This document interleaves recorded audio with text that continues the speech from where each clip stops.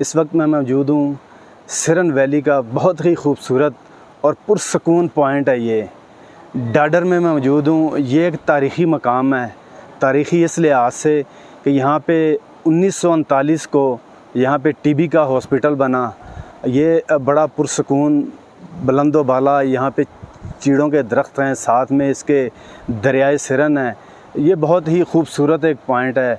आप अकेले आना चाहें, आप फैमिली के साथ आना चाहें तो ये एक बहुत ही रीज़नेबल आपके लिए ये पॉइंट है।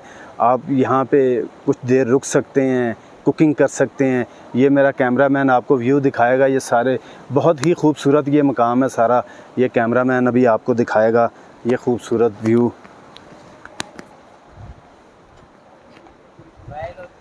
ये सारे डाडर, ये सिरन वैली का ये खूबसूरत आपको व्यू दिखा रहे हैं।